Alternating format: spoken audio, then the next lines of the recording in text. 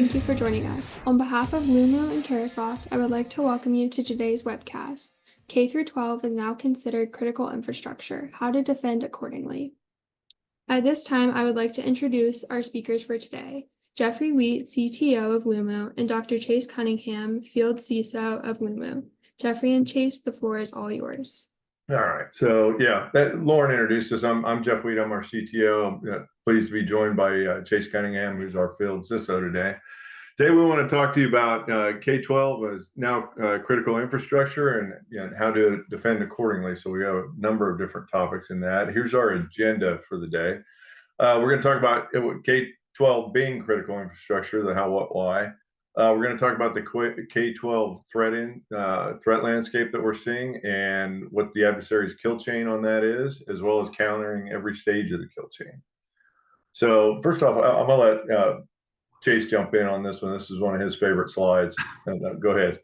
Yeah, so I mean, I really want to thank Lumu and Carahsoft for putting this together because I have kids. I have 4 of them. If anybody wants one, let me know. I'll send you one, especially the older one, and you can have him today. But I mean, the real value that we're talking about here is everyone in cyber is always around critical resources and critical things and crown jewels and whatever else. I would argue that even if they're bad kids, which they are sometimes, the most valuable resource we have, period, point blank, end of story, is our children and is the future that we're leaving behind for them. If we don't take care of systems in schools, we are doing them a great disservice. And I think this is also a graphic that shows how much my kids eat in a month. But I mean, the cost of the things that we're doing shouldn't be exponentially more than the value that we're providing for our children. And that's really where we're getting a lot of this wrong, I've found, is we're not taking care of the problem early enough, and then it becomes a problem later. And I'll tell you, as we go through this from personal experience,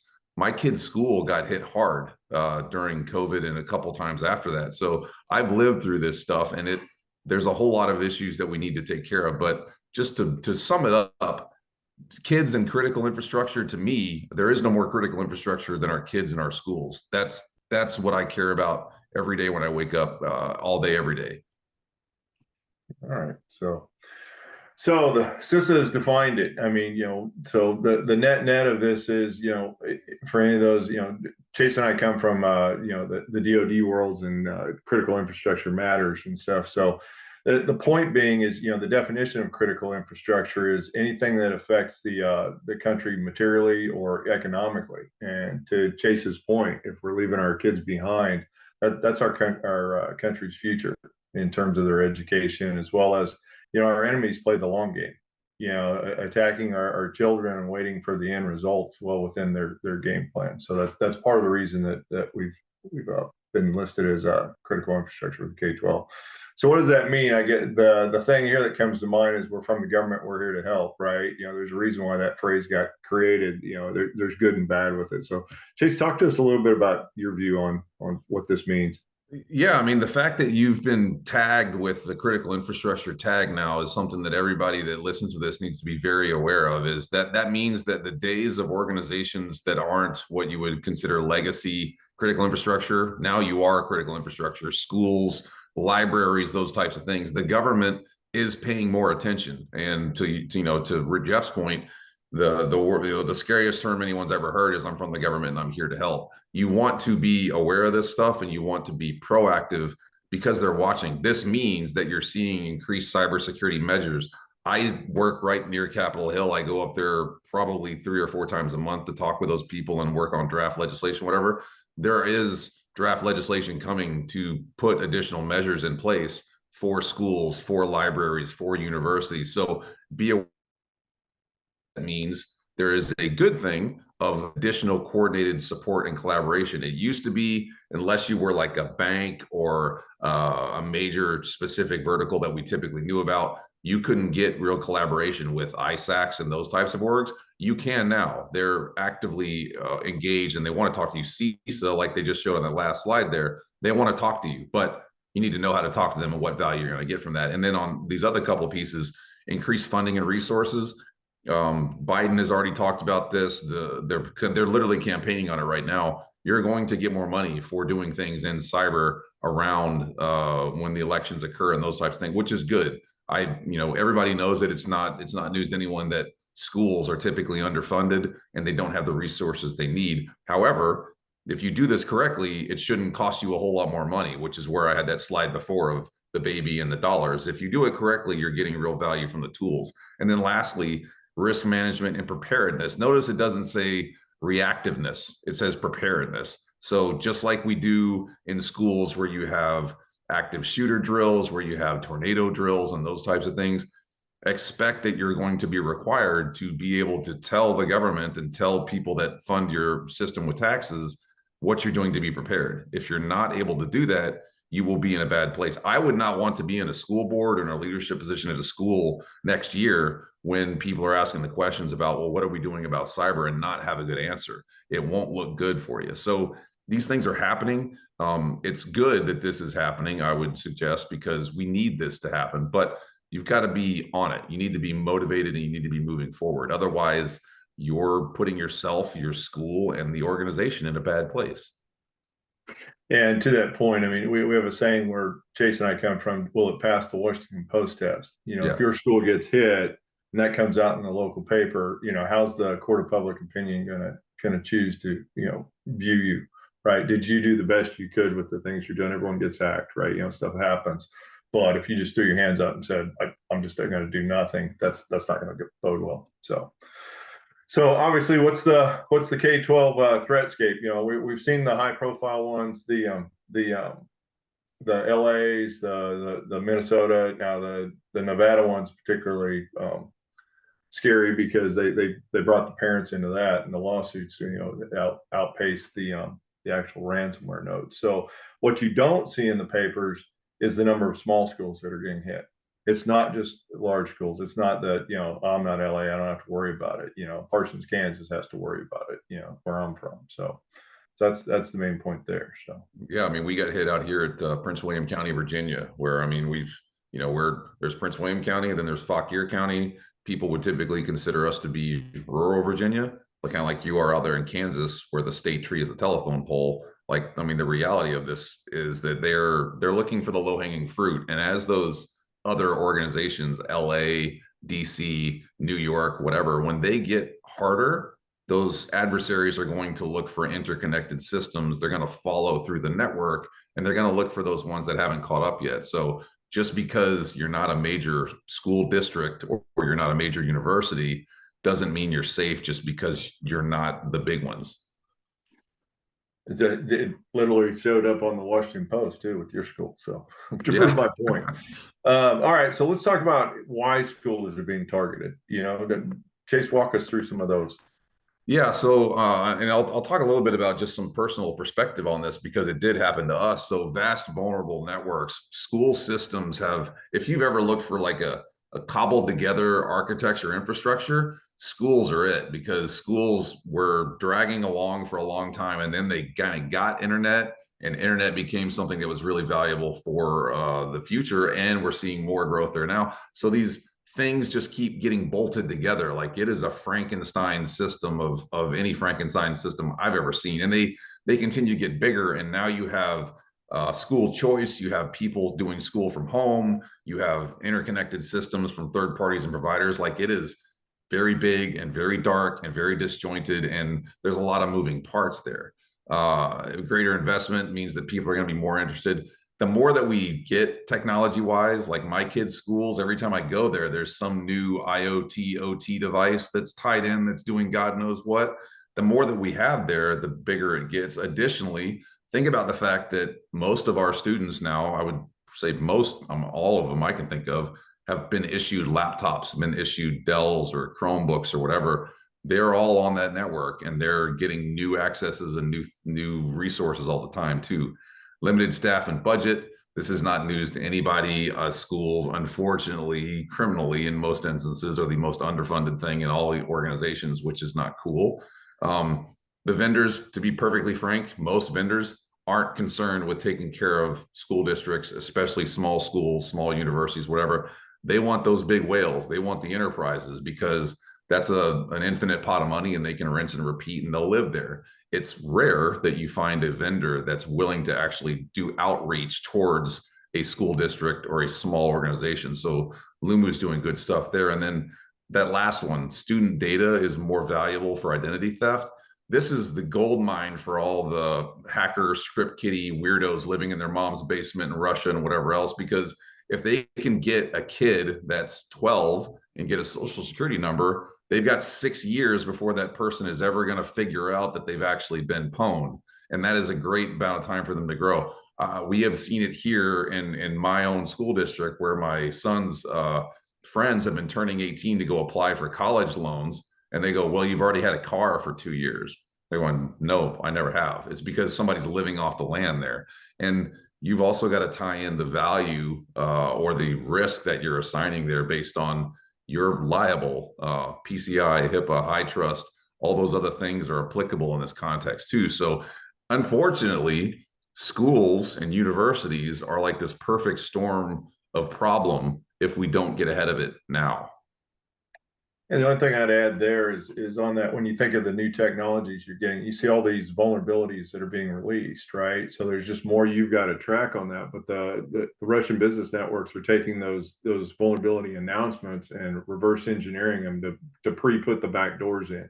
They did it with Hafnium several years ago. I've seen them doing it again, here recently. So it's hard to stay out in front of them with your patching and everything else. It just makes your heart deal. But let's talk about the vastness of what you're going to do. Are you going to try and boil the ocean? So, yeah, I mean, this is where if you asked most organizations, and just sort of tangentially, right, when COVID kicked off here in Prince William County, myself and a few other folks that are all ex-NSA people, we literally went to the school district and said, for free, we'll help you guys figure out what the network looks like. We'll help you set up controls, whatever else. Fast forward, they said, no, thanks, we're busy. They got hit and taken down hard. But when we went back and actually did some sort of post breach forensics with them, the scope and scale of the network that they were responsible was like 10x what they actually thought they had to take care of. There were dark corners of this network that the folks there had never, and these were people that had literally been building this network for 15, 20 years. Like Rick got hired out of college to do network stuff, and he'd been building PWC for that long. So it can get really, really big. And that, if you kind of think about it too, you don't own a lot of that. Like it is stuff that you can touch, but it's not owned by you. And then when you think about from the adversary's perspective, I really like this graphic. This is what they do. They will spend a lot of time to map that network out. Honestly, if you want a really good network map, talk to the bad guys. They'll give it to you, unfortunately, which is they're going to come back and go, here's everything that we know about you. And then you're responding to it. And from the red team side of this, right, Jeff and I were NSA people. If you're going to attack a network, you spend 6, 7, 8x the amount of time to figure out where you go and what you do. You'll know that network better than the owners of that system. And this is where they live. This is what they breathe. It's only going to get more risky if we don't do something about it proactively. So, schools are under attack. I often I speak to a lot of schools, and when I tell them, I say, look, you've been under attack for several years. The difference is right now your superintendents know you're under attack. So that's kind of changing things, at least in your favor in terms of funding and getting parts of the budget, but also, in a negative way in that you're under the microscope. The Vice Society group are the ones that started this trend. You can see they're in third place now. So it's a lucrative area. Talk a little bit about what you've seen with this, Chase. Yeah, I mean, this is the thing is they share targets, they share areas of activity, and then you get this cross-pollination. And what's really funny too is if you track the kind of progression of tools and exploits in the space, you would notice that the old stuff with Medusa has just been repurposed, realigned, reshared, whatever, all the way up with the folks at Sabbath and Vice Society. They don't change a whole lot because it works, and they just keep finding new targets. And the problem is, these networks are interconnected. Dallas is a great example where DFW got hit, and then you saw Denton get hit. And then when Denton get hit, you saw Fort Worth, because those are interconnected networks. It was the same capability set being used by different actors across that network infrastructure. So it's a shared misery model, if you really want to call it that. And these are some other graphics that I put together that I think just kind of help ground us in there's kind of two avenues that bad guys take. If you look at those threat groups, you look at what they do and how they do it.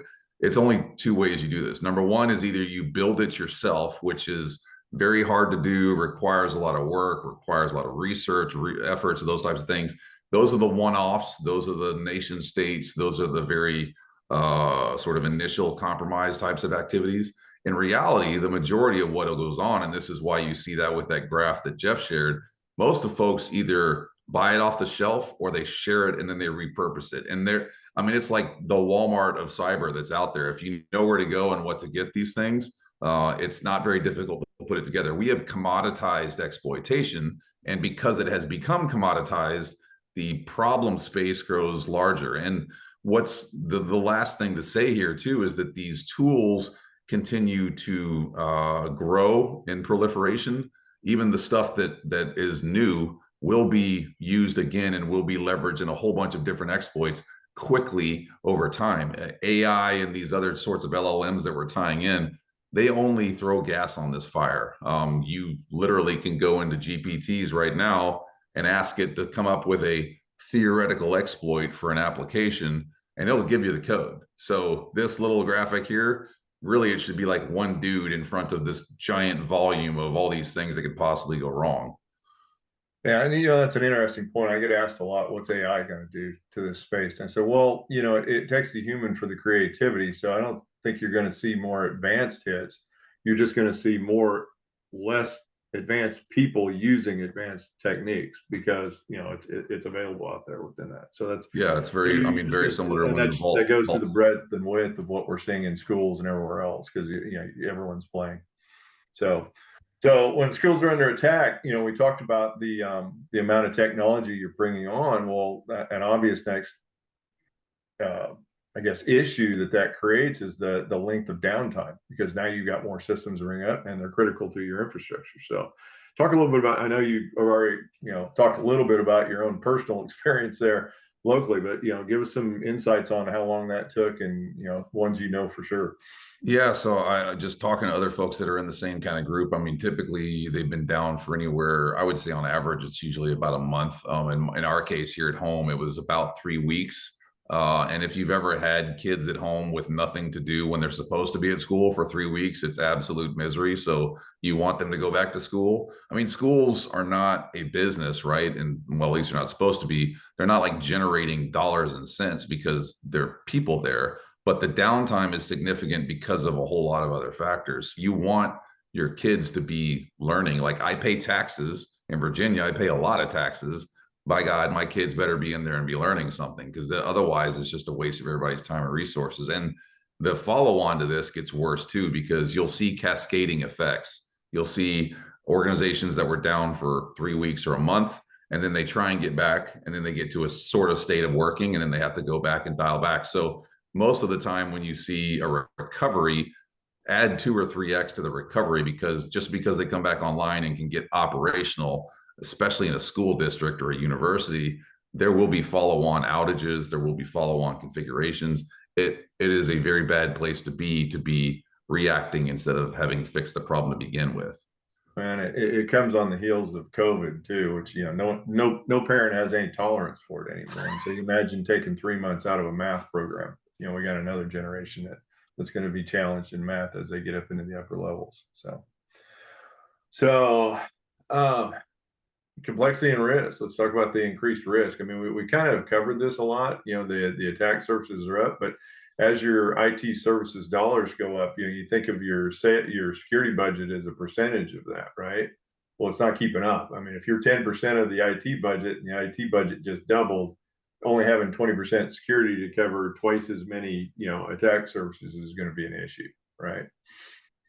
So I don't know if you have anything else to add. Well, I was just going to say, like, I think that the interesting piece here too that shows that there's a misalignment is that you have the IT services, which is growing exponentially, and then you have the software product side, which is kind of on the other end of the equation. And really, if it was done correctly, you would see those two things pretty much in lockstep, where software had services and services use software, et cetera, et cetera. Whereas now, because of the complexity of IT systems, you need more services to use the products that you're buying. And this is where there's a point of conversation people should really think about of, if we're using something, is it adding to the complexity and the dark sort of nature of that system? Because we're going to need more services to figure out what the heck is going on. So you can work your way out of this, but this is where good tech aligned with the right services will make things better for you. This number shouldn't be like this. If you're doing it right, it should be more like this.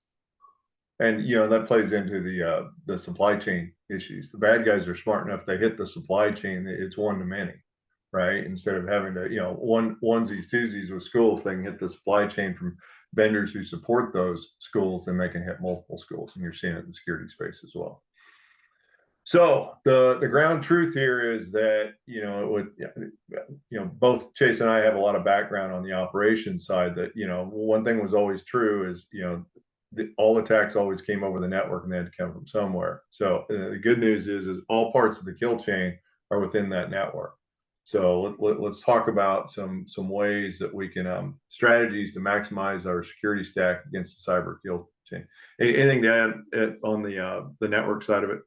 Yeah, I mean, the great thing about it is this is not a space where the adversaries are always in the winning seat. I mean, they have to use what's available to them, but for that to work, they have to have the access to the network. If you want to take away one thing, or at least interrupt the life cycle of the entire Lockheed Martin kill chain, being able to understand what's going on with context across that life cycle and have an ability to respond across all of it makes it much better. Because I personally hate the thing when folks, it's like a victim cyber mentality of they only got to be right once. That's crap. They have to be right all the time, every time, because that's how they get stuff out of the network. If you're the good guy and you're leveraging the right thing, which the network is the end state where all this stuff has to go, sooner or later packets got to move. If I can interrupt your ability to do things there, I can interrupt it every time. So like, you can have all the other sexy, cool tools you want, but really understanding what's going on the network and how things are being used and where you can interrupt that life cycle, the value there is massive. Okay, so I want to point out the delivery piece is there's email on there for a reason, right? So the first step in this, everyone tries to block their email. They're going to get around you. I mean, 90% as an incident responder, 90% of the exploits came through email, because the biggest reason is because that's where the human is, right? The human's the weakest link. Someone's always going to click on it. They're pretty brilliant about it. Just put in something about your paycheck not getting in to your bank, and that one hits pretty well. But instead of just blocking it, we need to evaluate it, because we have a saying in DoD: when your enemy tells you who they are, believe them. If you're watching how they're trying to address you, are they using multiple types of emails from the same threat actor, a number of things like that? Is it business email compromise where they get one and then it goes to many? Are they using unused accounts? All those kind of things. That's the value of the evaluation. Chase, give me your view on that. Yeah, and it's if you're trying to prioritize resources, if you kind of think about this, we talked about budget and whatever, and it's not news to you guys, but I personally am not a fan of folks trying to invest in human specific sort of defensive approaches. I mean, people click links. We're going to use the internet. For all the folks that work in schools, my heart goes out to you, because you're dealing with kids, especially this generation, and I've got 4 of them here at the house, that they've been hardwired since birth to click on everything that comes across Snapchat and God knows what else. So this is not going to be a very useful amount of money to be invested here. It makes a lot more sense when you think about it for prioritization and budget resources. Focus where you can implement a technical control, and that is not in this particular thing. It's useful for context and understanding and knowledge, but to your point, Jeff, to actually fix the problem, the best place is going to be at the network level. So how do we counter the exploit deal? Unfortunately, the past in cybersecurity, the vendors don't play well with others. So what that creates is a series of silos, and what silos creates gaps. And Chase and I come from an environment that uses interlocking fields of fire to keep people getting through the gaps, because in that world, anytime someone gets behind you, really bad things happen. It's the same in cyber. And we've created this with our stacks, the silos of individual knowledge that requires the human to provide that interaction or that visibility between the two to block the gaps, and that's just too much. So give me your feeling on that?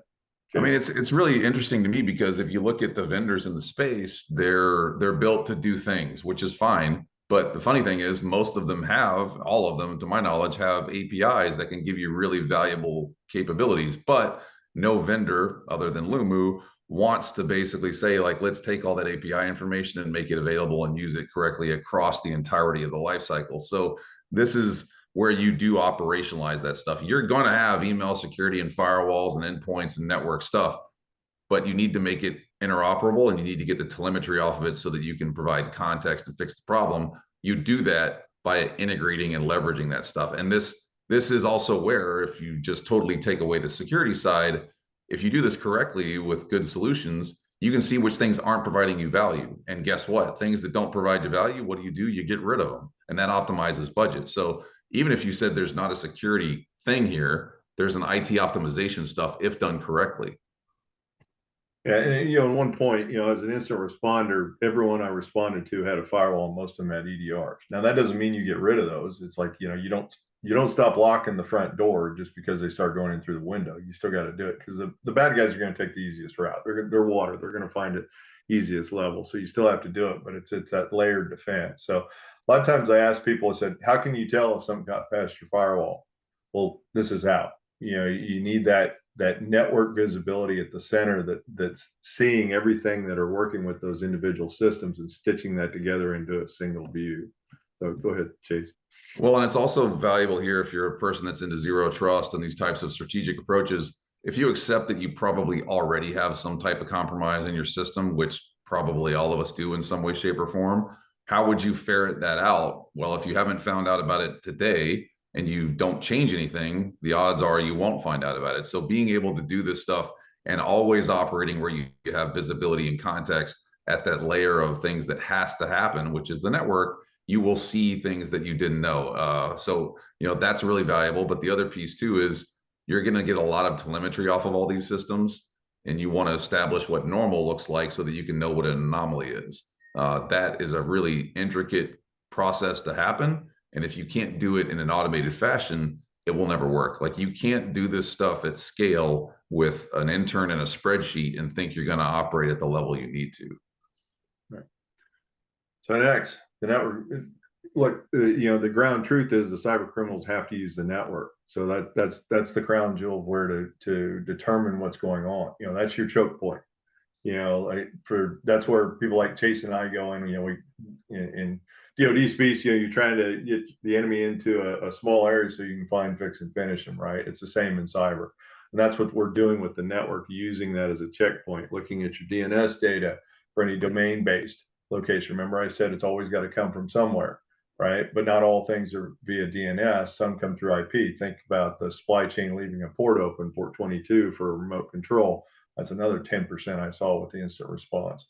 So having your firewall syslogs and being able to see those communication paths that are IP only based, as well as, again, evaluating your email, seeing the method, and then net flows for your lateral movement. So anything else to add on that, Chase? Well, and this is where context and understanding is super valuable because, like you said, everybody's got this stuff right now, like to some degree. But if you're not able to actually understand the flow of what's going on and the contextual problem, you can't prioritize. And Greg Tuhill, who's one of my mentors and one of the best guys in cyber I've ever met, he always says that if everything is a priority, nothing is. And that's really what you get out of having good integrated telemetry and visibility, is where you can vector resources. I like to think about cyber space in the context too of contested space.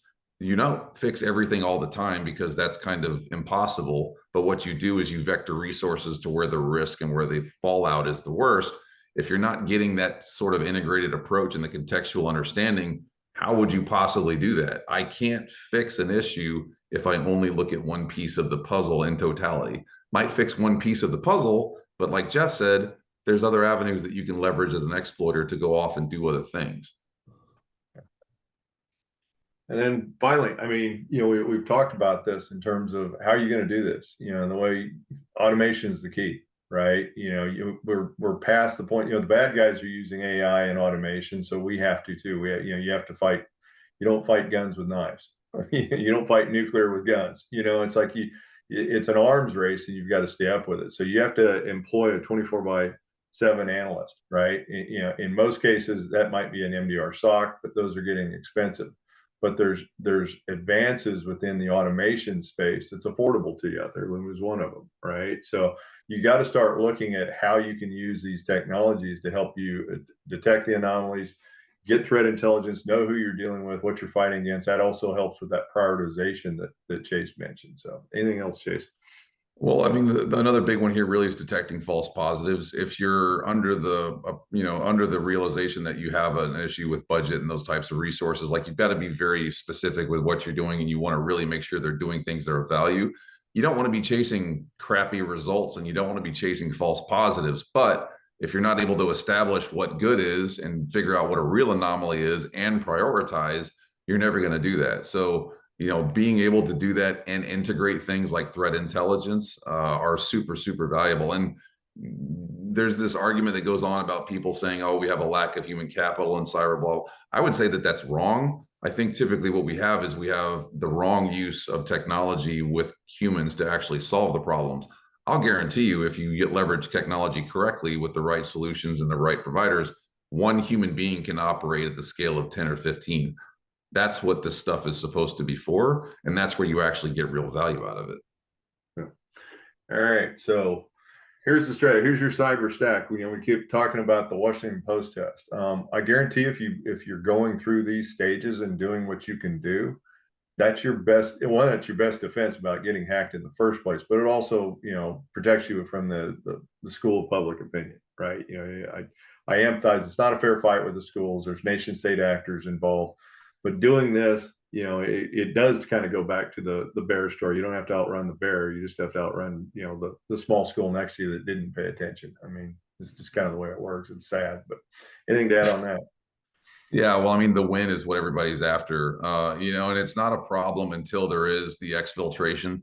I mean, even if somebody's in your network, okay, whatever, even if they're causing some problems, you can deal with it. But when it gets to that level of encrypting our stuff or taking it and walking out, that's when it's time for Katie bar the door. So being able to do that is really where you want to be. And employing a cyber analyst, well, the real thing is that doesn't necessarily mean a literal physical human analyst. If you have good technology done correctly, you can optimize that. You can run a system done well with technology that functions like a visible, living, breathing human being. And that's a really good value. Yeah, and not automation for automation's sake. That's just basically doing make work, the false positives, right? You can automate yourself into misery just like you can automate yourself into awesomeness. Right. Okay, so I do want to save some time for questions. We do our threat analysts have put together a local government and education cybersecurity advisory. If you scan the code on the left, you can download that and take a look at that. That'll give you a little bit more detail in between what Chase and I were talking about. To give you that, I'll give you a couple seconds to do that. And then I'm going to throw up another one that has a free account while we take questions. All right, so want to say thank you. We do have this free account. Again, download that code. It's free forever. You can put it on there. I ask the question, how do you know when something gets past your firewall? Install that and it'll tell you. All right. The paid version has more context and the automation and all that, but at least there's what you know you don't know, and what you don't know that you don't know. This gives you the last two, right? This is going to give you peace of mind to know whether your firewalls and whatever are working. So I highly recommend you download that. One of the things about Lumu is, and why we're do so well in schools is, we're easy to install, we're easy to run, and we're easy on the checkbook, right? So if we wouldn't be in schools if we weren't. So we do care about the schools and the school sector. So with that, I'll pass it back over to Laura. I'll leave this up, pass it back over to Laura with some questions. Thank you, Jeff and Chase. At this point, we are going to move on to our Q&A section. Again, if you would like to submit a question, please look to the bottom of your screen and click on the Q&A box. The first question that we've had is, how hard is it to operate a network visibility tool? I mean, it can be really hard if you don't have the resources and the training and education and understanding to leverage it. However, good solutions nowadays mean that you can run through it and get through value out of it without beating yourself to death. So that's a good question, but it really just boils down to how good is the tool you're using and how user friendly is it? Because you could look at everything through Wireshark, but it'll make you go blind. Yeah, well, again, that's where the automation comes in, right? If you're trying to in the wrong wire shark going through that, that's looking for a needle in the needle stack. But if you have an automation that shortcuts that for you, not only automating the response, but automating the threat hunting process. That's what you're looking for. You're looking for systems that do that, right? And the next question we have is, if you're a small school, where do you start? Start small. I mean, you're a small school, so start small, but always, like Jeff said, don't try and boil the ocean, boil a thimble of water. I think really if you're trying to get fidelity, you get stuff at the network level because that's where everything has to traverse sooner or later. To me, it's network visibility and then working your way around taking care of users and passwords, and then you go from there. Yeah, small schools are, and I mentioned Parsons, Kansas. My school's 2,000 students, right, in Southeast Kansas. But my father was a teacher and coach, so it's near and dear to my heart. But one of the reasons we started the program of only charging for the faculty and staff is because a 2,000 student school is the equivalent of a good sized mid-market company, but they got the budget of Joe's Donuts, right? So what we did was at Lumu, we made it so that we're only charging for the faculty and staff within those, although we still protect the students and stuff on-prem. So, look for solutions and vendors that, actually cater to that small school, because if they're catering to it, they understand how that works and, what they're up against. You don't have a number of staff and you don't have a lot of security people. I mean, I'm one of the few security people that left Parsons, Kansas, right? So there's not a lot left back there. So having that deep technology that's being made available through automation and stuff to a small school is where to start. What techniques or tactics do you think attackers will be leveraging in the coming years? Well, I mean, obviously LLMs is going to be a big one. I think I read a report yesterday that since GPTs came online, I think it was Proofpoint said they've seen a 4,000% increase in phishing. So, I mean, there's your proof in the pudding that it's going to just continue to get worse as it goes further along. And if you're not taking care of that, you're setting yourself up for a bad place in the future. And then the ability to do the research to do reverse engineering on applications, I think is going to get even more commoditized, which kind of good, kind of bad, but more bad than good, I think. Well, and I was going to say the second point, because in the past it was the Russian business networks, and they're full of guys like Chase and I. When you get gray hair like this in Russia, they don't have a 401k. So, that's where it was coming from. Now you've got, someone in their mom's basement saying, telling ChatGPT to use the exploit that whoever, Microsoft or whoever just put out, So that's going to kind of exponentially grow the number of things that are going to do that. So that would be my response. And this one is very similar, but with all the talk about AI, what should schools use to counter attacks using AI, or how to better implement their tech that they already have? I mean, first know that it's not AI, right? It's marketed as AI, but there is no how. There is no, totally functionally autonomous system deciding on its own. These are large language models that are doing things. So there's a human somewhere in that loop that's acting on this. At least for now, I don't think we've totally we haven't hit the sentience yet, thankfully. But know that that's it, and the benefit there is all of those things still operate under the auspices of the basics of functional requirements and controls. Until Elon Musk comes up with a way for us to like telepathically communicate with each other, everything's got to hit the network sooner or later. Like there you go, AI, non-AI, super Russian hacker code, whatever. The network is where things have to move. I'd say challenge your vendors, because AI has become a marketing tool, like Chase said. You challenge them to tell you how it works, and if they can't simplify it to, there's an Einstein quote like that. To understand it is to be able to simplify it. If they can't simplify it and talk about the value of their AI and how it's doing it, They don't have AI. They, it's a marketing tool. So that would be my recommendation. That's a really good point. Yeah.